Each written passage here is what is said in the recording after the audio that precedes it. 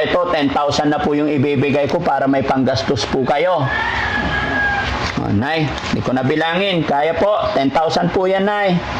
Para ibigay mo sa mga anak mo para may pambili po kayong pagkain tsaka gamot. Daddy Frankie, salamat po. Walang ano man, Nay. Dalawa na sila mga kababayan. Grabe, dalawang magkapatid na. Wala bang makatulong man lang ng mga kamag-anak, kapitbahay, no? Grabe to mga kababayan.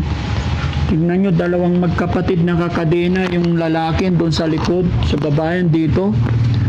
Tapos si nanay nakahiga, hindi na makatayo. Paano na yung pagkain nila? Yung si Jonald nandoon, hubot-hubad, tapos yung mga tae niya, naapakan na niya. Ko alam kung paano gagawin ko dito mga kababayan. Tapos si nanay, namayat ng gusto, naging cancer na daw yung ano niya. Kawawa talaga ang tao pag mahirap. Sabi ni nanay, pinagpasapasahan siya, pinaglipat-lipat siya sa 4 na ospital. Nay, bali 4 na ospital yung pinaglipat-lipatan niyo po.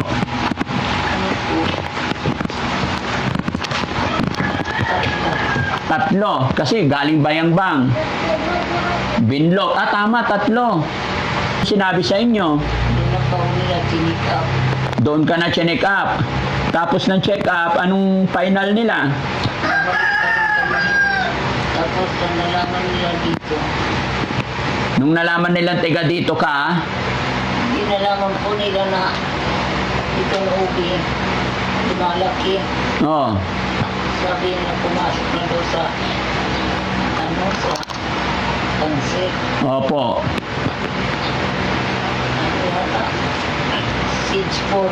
Stage 4. Sabi nila stage 4 cancer na. So anong gagawin nung nalaman nila stage 4 cancer? Ooperahan sa November 19. Naku, matagal pa yung November 19 na eh. Hindi nga po.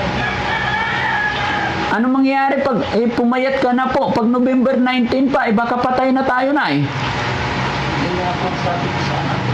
Anong sabi mo po sa anak mo na eh? Sabi ko pa mamatay na ako, hindi ba maoperahan?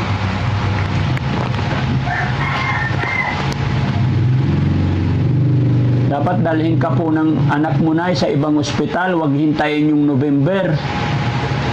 Anong petsa ng November? November 19. Kasi hindi ko lang dating Kawawa talaga mga kababayan pag mahirap, no? Sige na, pray lang tayo, no? Kuya Rizky, pahiram yung libro. Saan na ang tao din? Tulungan niyo ako. Po?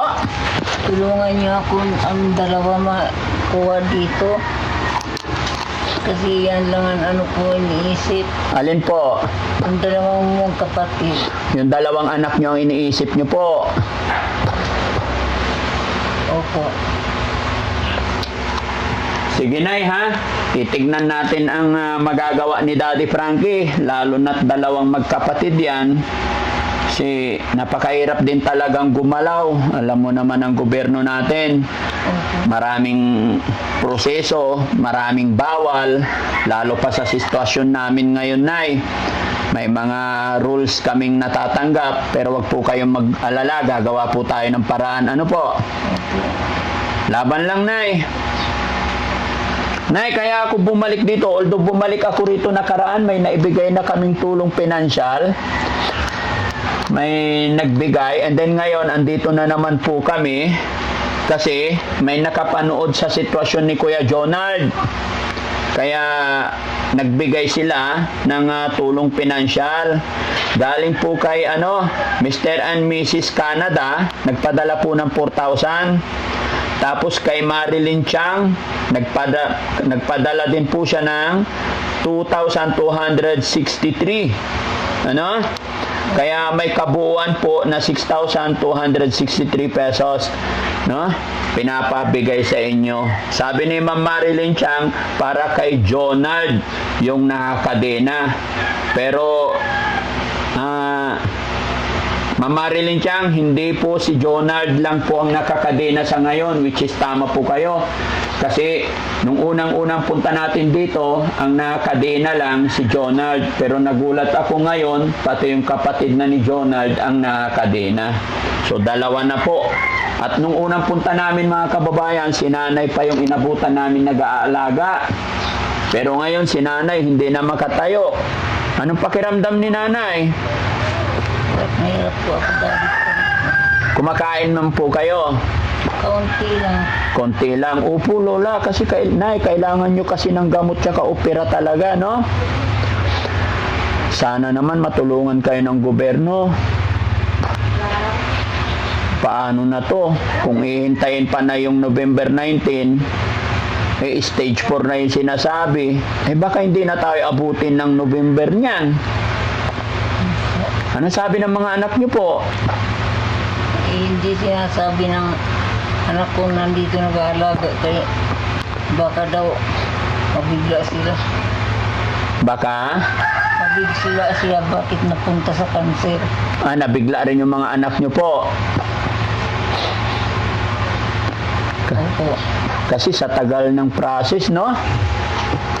Ay, naku po. No?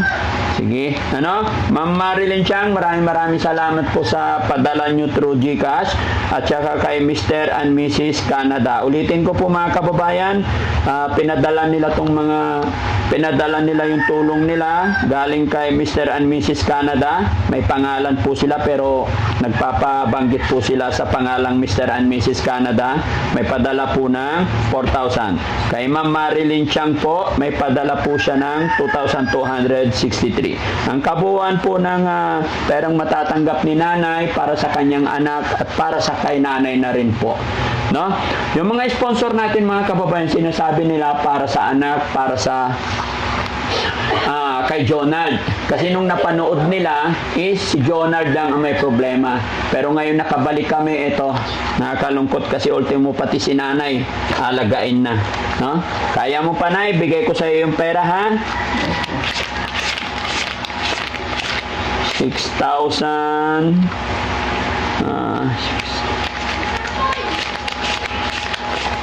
sige nay, 6,263 po yung binigay ng mga sponsor natin. Pero ito 10,000 na po yung ibibigay ko para may panggastos po kayo. Nay, di ko na bilangin. Kaya po, 10,000 po yan nay. Para ibigay mo sa mga anak mo para may pambili po kayong pagkain tsaka gamot. Daddy Frankie, salamat po. Walang ano man, nay. So, ito, 10,000 na po yung ibibigay ko para may panggastos po kayo. Nay, di ko na bilangin. Kaya po, 10,000 po yan, nay. Para ibigay mo sa mga anak mo para may pambili po kayong pagkain tsaka gamot.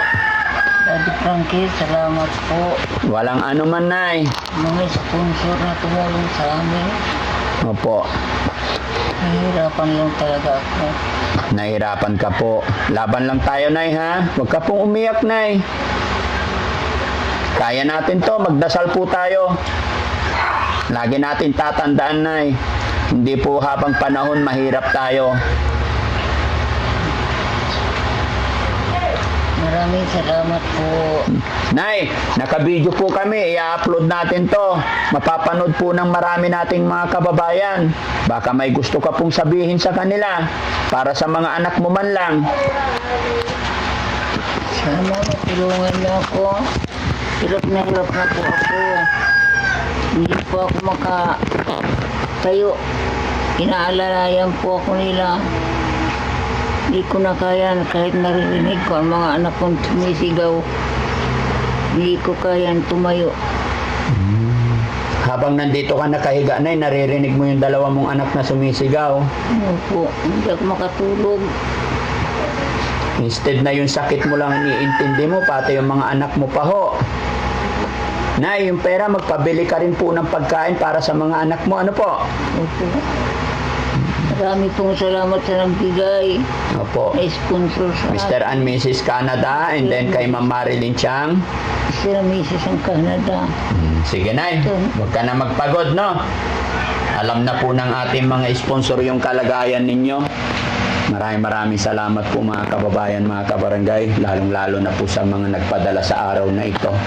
Huwag po kayong mag-alala mga kababayan, mag-iisip pa ng paraan si Daddy Frankie kung paano pa po makatulong sa pamilyang ito. Kaya mga kababayan, kung napanood nyo man ang video ito, sa may mga mabubuting kalooban, muli po ako ay kumakatok sa inyong puso. Gagawa po ng paraan si Daddy Frankie para matulungan yung magkapatid na ito. Lalo na po ngayon, dalawa na yun nakakadena tapos ganitong sitwasyon ni nanay. Pero problema talaga kasi pag ipagamot yung magkapatid na yan, kailangan po talaga may representative. Si nanay wala na pong asawa. Tsaka yung mga anak niya, napakahirap din ang buhay at nasa malalayong lugar. Kaya ayon kay nanay, instead na yung sakit lang niya ang iniintindi niya, dumagdag pa yung kalagayan ng dalawa niyang anak. Habang siya ay nakaratay dito, naririnig niya yung dalawa niyang anak na nagsisigaw, nagugutuman. Sana i-bless sila ni Lord. Sana malagpasan nila yung problema, hirap na ito mga kababayan. At muli po, sa mga may mabubuting kalooban, sana tulungan po natin sila. Maglalagay po ako ng GCash number dyan mga kababayan.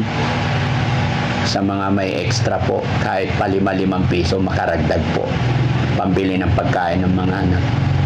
Muli po mga kababayan, salamat po lalong-lalo na sa mga nag-sponsor natin today. Mag-iingat po kayo sa mga scammer mga kababayan. Muli po si Daddy Frankie, wala pong inuutusan ibang tao. Kung mayroon kayong pagmamahal, tulong iaabot sa pamilyang ito, nandyan po ang GCash number under of my name, Frankie Bugarin lang po.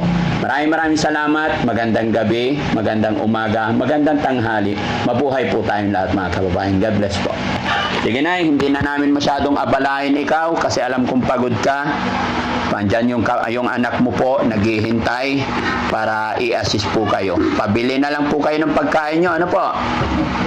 Yan. Bye-bye po.